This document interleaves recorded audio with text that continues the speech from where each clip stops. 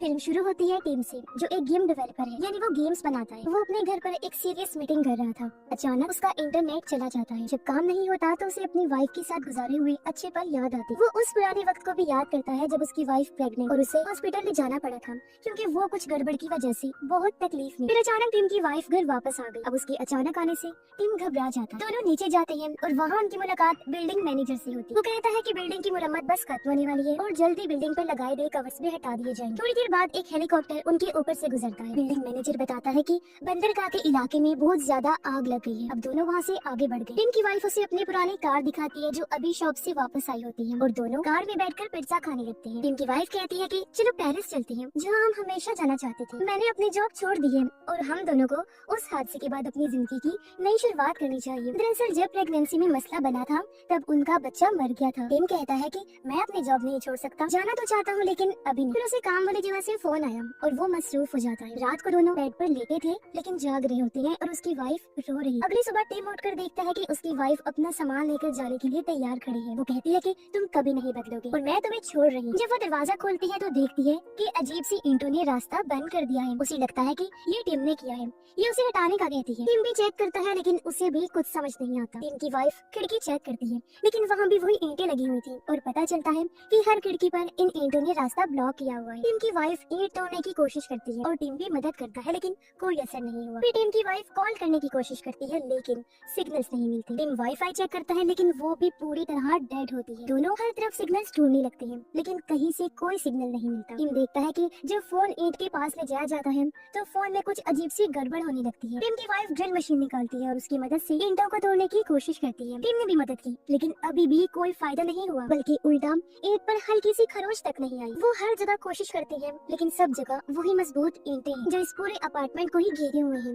वो हैरान थे ये सोचकर कि आखिर कोई कैसे पूरे बिल्डिंग को ब्लॉक कर सकता है। तभी उन्हें साथ वाले रूम से किसी के चीखने की आवाज आती है। दोनों दीवार में सुराख बनाते हैं और दूसरी तरफ एक औरत और आदमी को देखते हैं। आदमी टेंशन में होता है। वो कहता है कि उन्होंने ये कमरा सिर्फ एक रात के लिए रेंट पर लिया था लेकिन अब वो भी फंस गए हैं। पूरी तरह हमारा भी रूम ब्लॉक है। वो उनसे पूछते हैं क्या आपके साथ भी ये मसला बना है। तब टीम और उसकी वाइफ जवाब देते हैं कि हाँ, हम भी इस मुश्किल में फंसे हुए हैं, जिसे आदमी और ज्यादा घबरा जाता है। टीम की वाइफ उनसे कहती है कि रात तुमने कुछ अजीब देखा था। उन्होंने जवाब दिया हम तो सो गए थे लेकिन जब सोकर उठे तो घर को ऐसी हालत में पाया। औरत भी घबरा रही होती है। तब टीम की वाइफ उसे तसल्ली देती है। टीम देखता है कि पानी भी नहीं आ रहा। फिर दोनों अपने लिए जरूरी सामान जमा कर लेते हैं। टीम कहता है ये सब वीडियो गेम जैसा है और हमें यहाँ से निकलने का रास्ता ढूंढना चाहिए। लेकिन टीम की वाइफ कहती है कि ये तुम्हारी घटिया गेम की तरह नहीं है, ये सच में मुसीबत है। और अब दोनों का इस बात पर झगड़ा हो जाता है। जब टीम की वाइफ वहाँ से निकलती है तो टीम गुस्से में अपना फोन उस दीवार पर दे मारता है। वो जब बैठा हुआ था तो दीवार पर कुछ नोटिस करता है। चेक करने पर उसे पता चला कि मेरी टूटे हुए फोन की चिप उस ईंट की दीवार पर चिपक गई है। उसे समझ लग जाती है कि ये ईंट किसी मैग्नेट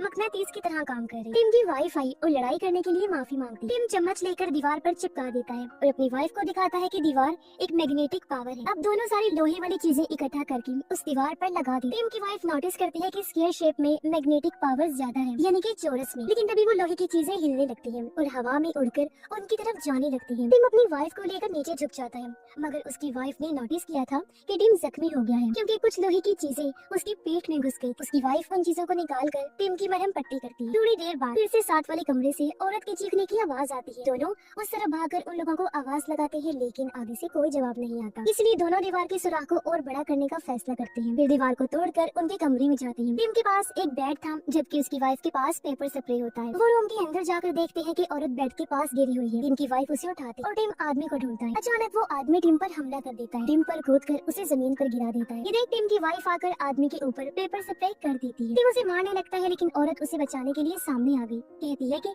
उसने मुझे कुछ नहीं कहा बल्कि वो खुद गिर गई थी जो वो ईंट तोड़ रही थी। शायद उन दोनों ने रात को कुछ ज्यादा ही पी ली।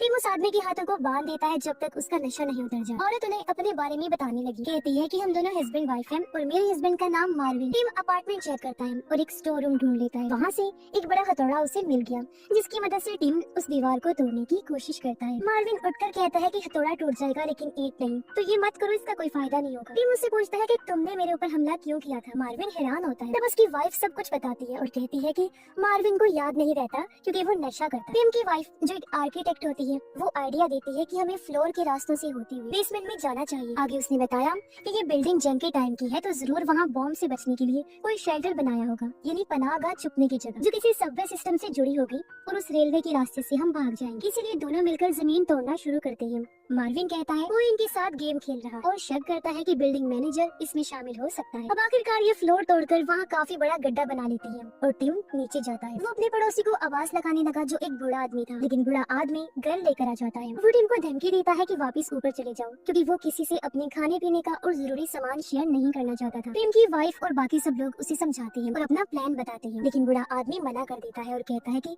किसी और रास्ते से जाओ। फिर बूढ़े आदमी की पोती आती है। वो कहती है कि अगर सब मिलकर काम करें तो निकल सकते हैं। अब उसके कहने के बाद बूढ़ा आदमी मान जाता। सब लोग नीचे उतरे। टिम मार्विन के हाथ खोल देता है और कहता है कि जमीन तोड़ने में मदद करो। अचानक टिम ने एक डिवाइस को देखा। जब उसे खोलता है तो अंदर कैमरा होता है। वो बूढ़े आदमी से पूछता है क्या ये कैमरा उसने लगाया है। बूढ़ा आदमी कहता है कि नहीं और बताता है कि ये बिल्डिंग मैनेजर ने लगवाई। टिम फिर दूसरी जगह पर जाकर एक और डिवाइस खोलता है जिसके अंदर भी कैमरा था। मार्विन कहता है कि कोई हमारे साथ स्क्विड गेम की तरह खेल रहा है और उसने हमें यहाँ फंसा दिया है और वो इंसान कैमरास के जरिए हमें देख रहा है जो और कोई नहीं बल्कि बिल्डिंग मैनेजर है जो इस गेम का मास्टर है। टिम की वाइफ कहती है कि हमें उसे पूछना चाहिए और वो अगले फ्लैट में ही रहता है।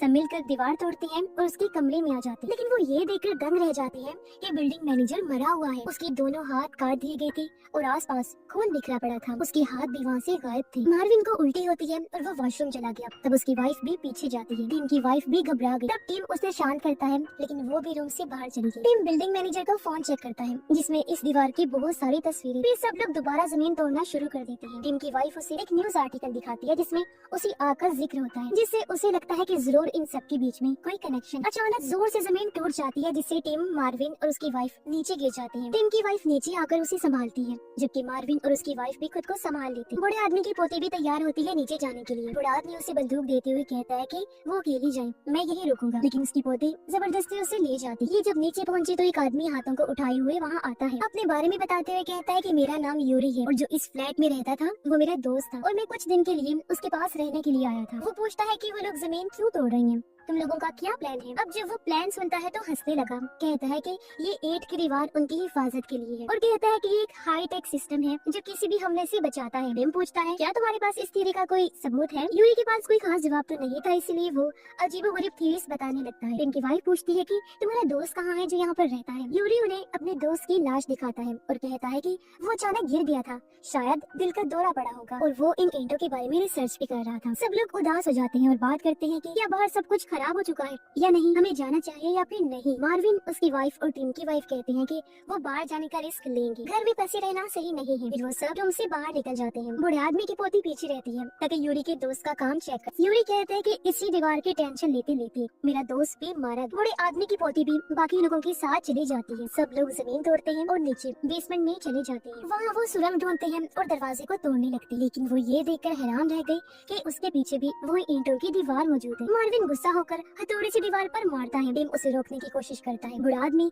गन उस पर तान देता है शांत करने के लिए। मार्विन कहता है ओके ओके अब सब ठीक, लेकिन अचानक बंदूक छीनकर दीवार पर शूट कर देता है। गोलियां दीवार के पास रुककर वाइब्रेट करने लगती है। टिम चिल्लाता है कि सब झुक जाओ। सब झुक जाते हैं और गोलियां उनके ऊपर से गुजर गई, लेकिन बूढ़ा आदमी सही टाइम पर झुक नहीं पाता और एक गोली उसे लग जाती है। उसकी पोती फौरन पास जाती है और सबसे मदद मांगती है। मार्विन उसकी मदद को आया, लेकिन बूढ़े आदमी की पोती उस पर चिल्लाने लगती है और अब बूढ़ा आदमी वहीं दम तोड़ देता है। सब लोग यूरी के दोस्त के कमरे में बैठे हुए थे। मार्विन की वाइफ पूछती है क्या सबकी जिंदगी में कोई ऐसी सेम चीज हुई है जो हम सबको जोड़ती हो। वो कहती है कि जब वो छोटी थी तो मरते मरते बची। बूढ़े आदमी की पोती कहती है कि उसकी माँ कैंसर से मर गई। यूरी कहता है कि वो एक आदमी को मार चुका है जब वो पुलिस में था। बूढ़े आदमी की पोती कहती है कि सब मार्विन के बारे में जानते ही हैं जो उसने अभी अभी किया। मार्विन फिर माफी मांगता है बूढ़े आदमी को लेकर, लेकिन उसकी पोती फिर से उस पर चिल्लाती है। अब वो लोग टिम और उसकी वाइफ से पूछते हैं। उसकी वाइफ बोलने लगी, लेकिन टिम रोकता है। इसके बावजूद भी वो बता देती है कि हमने अपना बच्चा तब खोया है जब वो मेरे पेट में था। टिम दूसरे कमरे में चला जाता है। उसकी वाइफ भी वहाँ आ गई और दोनों की फिर से लड़ाई होने लगती है। उसकी वाइफ कहती है कि हमारा बच्चा मरने के बाद तुम सिर्फ काम में घुस गई और कभी मुझसे ठीक से बात नहीं की। सारी तकलीफ मुझे अकेले ही झेलना पड़ी। टिम खुद को रिलैक्स करता है और बाकियों से कहता है कि हमें हाथ पर हाथ रख के नहीं बैठना चाहिए। बिल्डिंग मैनेजर के कमरे में कुछ सबूत ढूंढने चाहिए। बूढ़े आदमी की पोती कहती है कि यूरी के दोस्त का काम भी चेक करना चाहिए, शायद वहाँ हमें कुछ पता चल जाए। अब टीम, मार्विन और उसकी वाइफ बिल्डिंग मैनेजर का रूम चेक करने जाते हैं, जबकि टीम की वाइफ और बूढ़े आदमी की पोती टीम यूरी के दोस्त का काम देखने जाते हैं, लेकिन यूरी को इसमें कोई दिलचस्पी नहीं होती। जब वो बिल्डिंग मैनेजर का घर चेक कर रहे, टीम देखता है कि ये रूम ऊपर वाले रूम की निस्बत छोटा है। वो एक दीवार चेक करता है और उसे पता चला कि यहाँ एक खुफिया रूम है। मार्विन भी एक रिमोट ढूंढ लेता है, लेकिन इस पर पासवर्ड लगा हुआ था। वो लोग रिमोट पर पाउडर फेंकते हैं और उंगलियों के निशान उन्हें मिलते हैं, जो निशान 4 नंबर्स पर थे। अब वो लोग उन्हें 4 नंबर्स का पासवर्ड बनाते हैं। मार्विन की वाइफ कहती है वो तब तक बाकी लोगों को बुला लेती। ऊपर उन दोनों को यूरी के दोस्त के रूम से उसका बिजनेस कार्ड मिलता है। कार्ड से पता चलता है कि वो नैनो टेक्नोलॉजी पर काम कर रहा था। वो एक कंपनी से जुड़ा हुआ था जो नैनो टेक्नोलॉजी और डिफेंस सिस्टम के बारे में थी, यानी किसी भी खतरे से बचने के लिए जो टेक्निक्स और टेक्नोलॉजीज इस्तेमाल होती थी उन सब के बारे में। वो लोग यूरी से पूछते हैं, लेकिन वो कहता है कि उसने अपने काम के बारे में कभी ज्यादा बात नहीं। वो सिर्फ ये जानता है कि मेरा दोस्त एक प्रोग्रामर था। वो और तलाशी रहती है तो उसकी दोस्त का लैपटॉप और फोन टूटा हुआ मिलता है। यूरी कहता है जब भी मेरे दोस्त को कुछ समझ नहीं आता था तो वो चीजें दीवार से मारकर तोड़ दिया करता था। उन्हें एक कागज मिलता है जिस पर कोड लिखा हुआ था, शायद ये कोड दीवार खोलने के लिए था। यूरी हंसकर कहता है कि अगर दरवाजा खोला गया तो खतरनाक शुआएं अंदर आकर सबको मार देंगे। मार्विन की वाइफ आकर कहती है कि उन्होंने कुछ ढूंढा है। टीम की वाइफ और यूरी चेक करने ऊपर जाने लगते हैं, जबकि बूढ़े आदमी की पोती और रिसर्च करने के लिए इधर ही रुक जाती है। टीम अलग अलग पासवर्ड लगाता है और एक लगाते ही वो खुफिया दरवाजा खुल गया। वो लोग अंदर जाते हैं तो वहाँ पर कंप्यूटर्स थे जिन पर उन सबके कमरों में लगाए गए कैमरास की फुटेज चल रही। वो टीम और उसकी वाइफ का कमरा चेक करते हैं और इस ईंटों की दीवार के फैलने का सही वक्त देख। ये दीवार पूरी बिल्डिंग पर ऐसे फैल रही थी जैसे कोई डिफेंस सिस्टम ऑन हो गया हो और ये एडवांस नैनो टेक्नोलॉजी हो। बूढ़े आदमी की पोती यूरी के दोस्त की लाश को चेक करती है। जब उसका स्कार्फ हटाकर देखती है तो गला घोटने के निशान। उधर वो लोग यूरी के दोस्त के कमरे को चेक करते हैं जिसकी लाश जमीन पर पड़ी हुई थी। जब वो यूरी से उसकी मौत के बारे में पूछते हैं तो देखते हैं कि यूरी वहाँ नहीं होता। मार्विन उसे ढूंढने जाता है और वो लोग वीडियो देखते हैं जिसमें यूरी का दोस्त फोन लेकर इस दीवार के पास गया था और वहाँ लाइट 3-4 बार फ्लैशेस होती हैं और पता चलता है कि यूरी के दोस्त ने ईंटों की इस दीवार को खोल लिया था। मार्विन यूरी को ढूंढने उसके कमरे में गया और देखता है कि यूरी अपने दोस्त के काम को जला रहा है। टीम और बाकी लोग भी वो फुटेज देख लेते हैं जब यूरी अपने दोस्त का गला दबा रहा था। मार्विन देखता है कि बूढ़े आदमी की पोती भी बेड के पास मरी हुई है। वो यूरी पर चिल्लाने लगा, लेकिन यूरी कहता है कि वो सबकी जान बचाने के लिए ऐसा कर रहा है। टीम गन लेकर आता है और देखता है कि यूरी मार्विन का गला दबा रहा है। यूरी फिर टीम पर हमला करके उसे नीचे गिराकर गला दबाने लगता है। मार्विन उठ खड़ा हुआ और यूरी को टांग से मारकर दूर गिरा देता है और टीम की जान बचा लेता है। बाकी लोग भी वहाँ आ गए, कहते हैं कि यूरी को मत मारो, शायद उसे बाहर जाने का रास्ता मालूम हो। टीम उसे बेहोश करके कुर्सी से बांध देता है। अब इन सब लोगों को बूढ़े आदमी की पोती के मरने का बहुत अफसोस था। मार्विन की वाइफ सोचती है कि यूरी ने अपने दोस्त को इसलिए मारा होगा क्योंकि उसे बाहर जाने का रास्ता मिल गया था। वो लोग जले हुए कागज पर कोड देखते हैं, जबकि मार्विन की वाइफ वीडियो देखने जाती है ताकि कुछ और जानकारी मिल सके। जले हुए पेपर से पता चलता है कि ये कोड एक तरतीब की तरह है जो किसी खास कोड की तरफ इशारा कर, बिल्कुल वैसे ही जैसे एक तरतीब से इस बिल्डिंग पर ईंटों की ये दीवार है। टीम की वाइफ यूरी के दोस्त का बिजनेस कार्ड दिखाती है। पता चलता है कि उसकी कंपनी का एड्रेस वही जगह है जहाँ बड़ी आग लगी। वो यूरी को जगा कर पूछते हैं कि कैसे तुम्हारा दोस्त ईंटों की दीवार को खोल पाया था। यूरी कहता है कि बाहर सब कुछ खतरनाक है और वो लोग अंदर महफूज हैं। टीम गोली साइड में मारकर उसे डराता है और पूछता है ये दीवार क्या उसकी कंपनी ने बनाई थी और क्यों? यूरी कहता है मैं बस इतना जानता हूँ कि ये दीवार डिफेंस सिस्टम के जरिए बनाई गई है, हर तरह के हमलों से, खतरों से बचने के लिए। टीम की वाइफ पूछती है कि अगर बाहर सब कुछ खराब है